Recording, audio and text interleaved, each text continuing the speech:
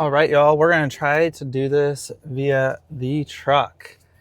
I am feeling inspired and encouraged at this point in time. So this will be the Disrupted Podcast episode 13. Make sure we don't run anyone over. Leaving Planet Fitness if you guys are catching that in the background. But I'm recording live from the truck, so we're going to see how this works. You guys let me know how the feedback is. I got a mic connected, and then I've got a phone mount, so I'm not holding. For those of you that are listening, I'm not holding my phone. It's mounted, so we're good. My eyes are on the road. But this week's episode, I really want to title it Trust and Faith. It's something that keeps coming up for me this week. Sometimes in life, maybe y'all can relate, is when you're creating something and or just you're in life as a whole, whether you're a parent, whether you're spouse, friend, business owner, employee, whatever your role is sometimes it can feel very stuck and stagnant. And so sometimes it's important to take a look. You've heard this in the previous episodes of, expanding the vessel and being focused on God or the proactive energy, the infinite energy. If everything's infinite around us, right, that means we can tap into that. We shouldn't feel limited. All right, let me say that better. We can feel limited, but we shouldn't be stuck feeling limited. And so that's what I want to encourage today is when we're in that, is take a look at our actions. And this is one of the things that, reading the Bible, an ancient phrase, however you want to look at it. And for me, it's from a discovery lens. So it's not here to push religion or anything like that. It's 66 books written by 40 different authors, right? Over 1,500 years. A lot of archaeological artifacts were dug up where the Bible said that they were. So there's lots of things in there that have a lot of truth and wisdom in that. So one of the things that it says in the Bible, it's talking about Jesus, is he said it with such authority. And it's something that I've been thinking about is why would like these Pharisees, these religious leaders that are very well in Torah and the text, right? Why would they say that he said it with such authority? All right. And so breaking that down a little bit is, for me, and this is from where I sit, my current interpretation of that is it's probably because he was embodying or living exactly what he was speaking about. And so that's why for us, I want to pause is making sure that our actions are actually lining up with what we say. And this is, I did a short earlier on YouTube about watching people's feet, not their mouths. And this is important because in today's world, there's so much information out there, right? Even myself sometimes, we can say all these quotes, we can say all these books. We've read all the books, Richest Man in Babylon, like Think and Grow Rich. We could go through, I think, Make Money Easy by Lewis Howes. Like there's so many colossal considerations. I'll give a shout out to Ronnie Doss, my man. If you are guys are looking, this hat that I'm wearing is Tribe, so I'll do a quick plug for that. It's a men's group, but go to ronniedoss.com. But it's one of the groups that's changed my life the most. It's specific for men, so sorry, ladies, we don't have something for y'all yet.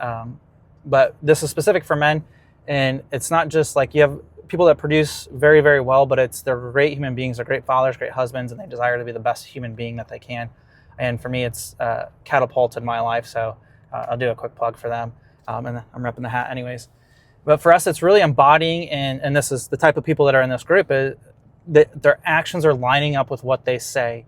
So when I see them on social media, I know that they're doing the work behind. We're not perfect, right?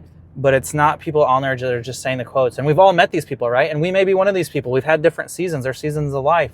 And right, where we're saying the right things, but our actions aren't following up with it, right? So that's like, someone said this, like if there was someone giving a talk and let's say they're on a stage and it's in a crowded room and someone goes up there and says the same thing about, let's talk about financial abundance or financial wealth or investing and creating portfolios or creating abundance or running a company.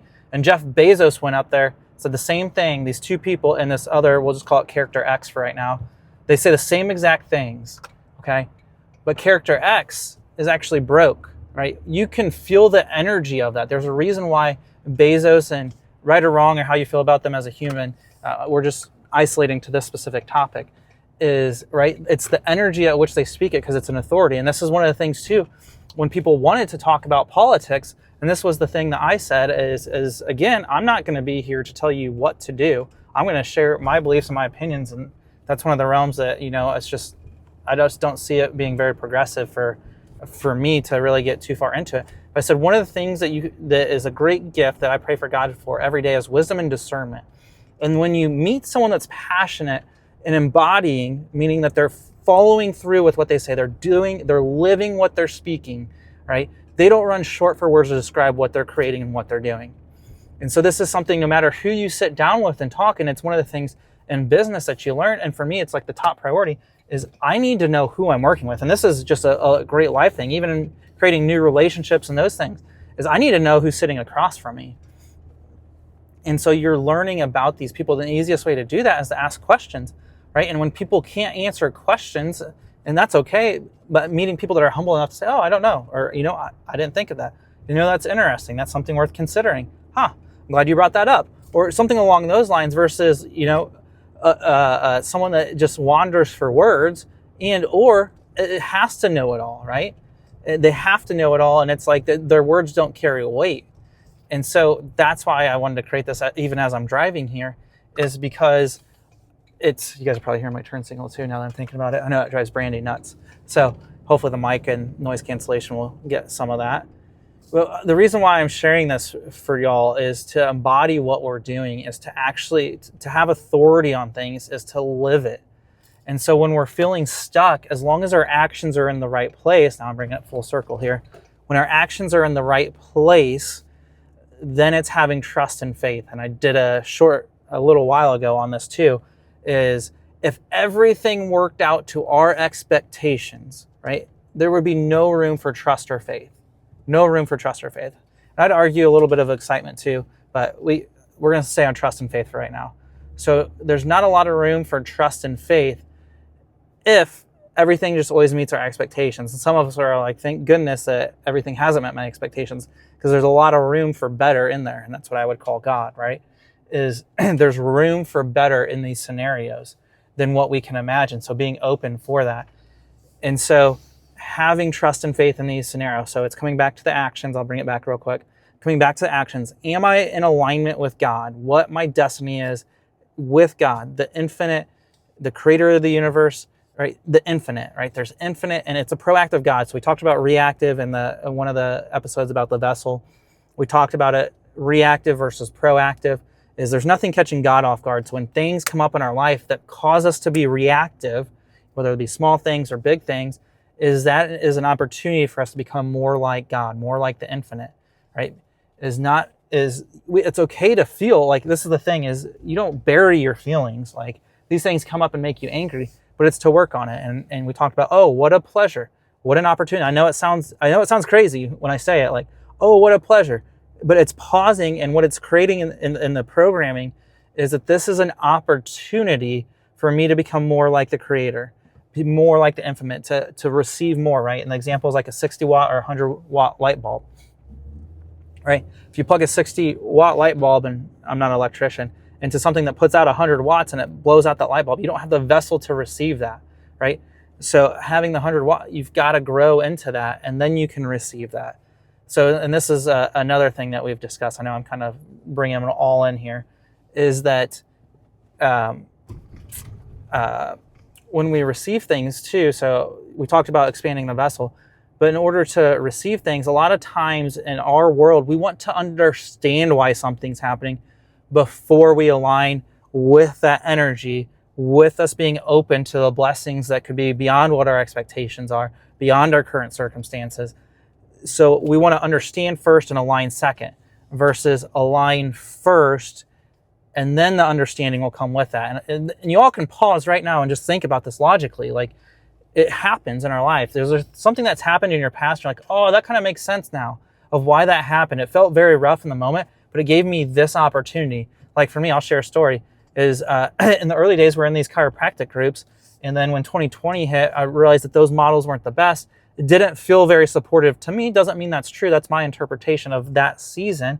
And also understanding that those people had families. They were trying to understand that. They were trying to be supportive, right? And so went to a different group and so on. But without that first group, I never would have opened my practice. I never would have met who I talked about earlier, Ronnie Das. Some of my best friends in there, Tim Zittel is one of those, and a lot of other great friends, Josh is, Dr. Devin.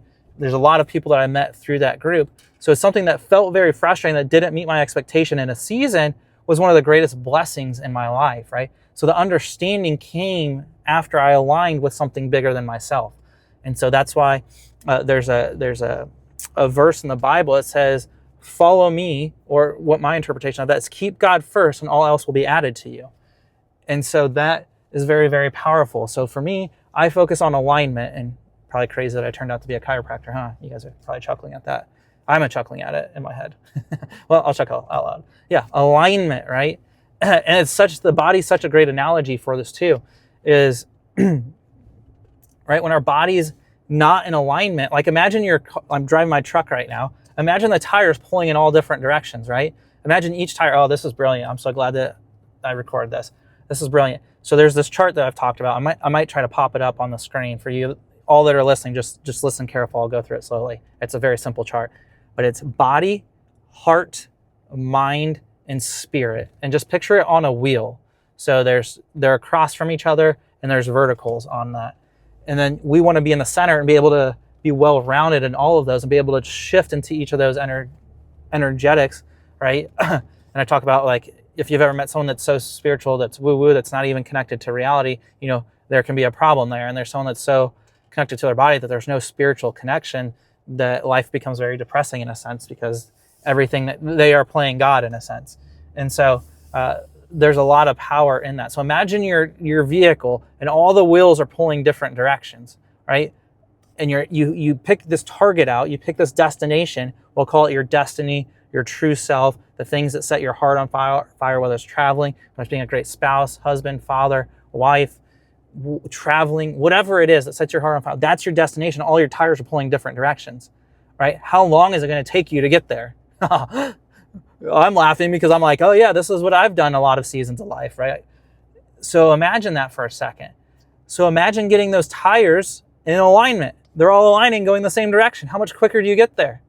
Wow, what a powerful picture, right? They say our minds hold the most dominant, or we attract the most dominant image that our mind holds. So that's why painting pictures in our head is important.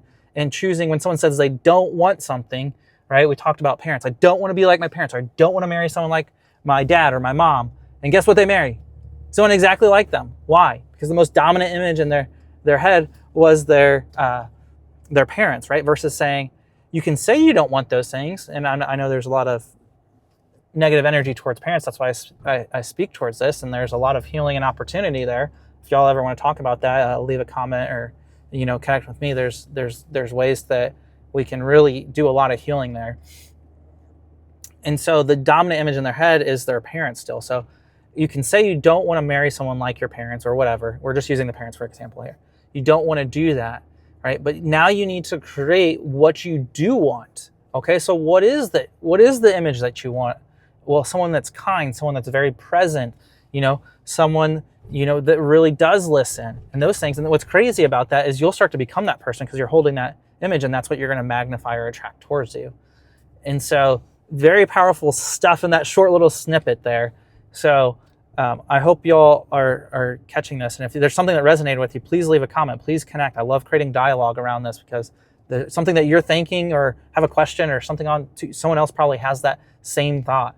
And so with that, we want to align in those things, and the understanding will come. And that's why it's in today's world on that chart, the mind, body, heart, and spirit, is the world is driving very much towards, the easy part to default for, there's opportunity in all of it, right? An infinite world is the dominant default that I see for self included is the mind. That's why scrolling and doing those things, it's just mind numbing. We're all in our mind all the time.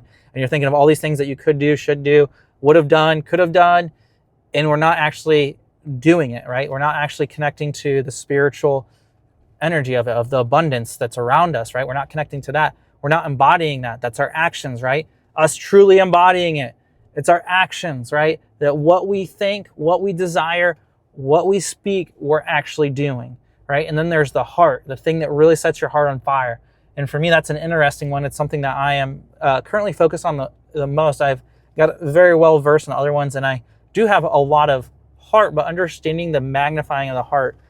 And so for that's what really sets the feels on fire. Like when you really feel something, like if you've ever watched something that made you cry, or you met someone and you just had an experience that made you cry, or, just super joy, or just so much gratitude in a moment.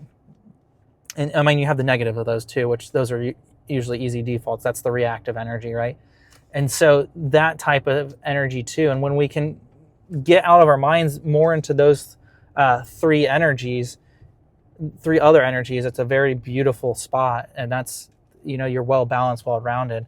And that's where we become a vessel too for other people to really help us, or be able to, or sorry, not to help us, but yeah, I guess they will, because we're more open at that point, but for us to be able to help them as well. So I hope this is helping. And I'm going to bring it back to trust and faith to close it out now. And so I talked a lot about action because I believe that's important. And that's right. Know people by their actions. God says you'll know them by their fruits, right? Their actions. Wash people's feet, not their mouths. So there's that. And then there's the trust and the faith. And that's really the time in between, right? Is for me, what I'm learning is I get stuck on how I want to receive it, right? And this comes back to, there's some rejection in this too, is if I do all this work and I do all these things and I don't get the experience that I want, that's a form of rejection, right? But I know if I don't do any of that stuff, I'm going to be where I'm at, because you don't just do nothing and get something out of it. And so, so with that is having trust and faith. And so that's where prayer or meditation is so powerful. And I believe it is for God in the sense to hear. He already knows. He already knows. He already knows what we're going to ask in those things. But it's so much for us. It's saying, I align with this. And it's just reminding ourselves, our bodies, we're aligning with this.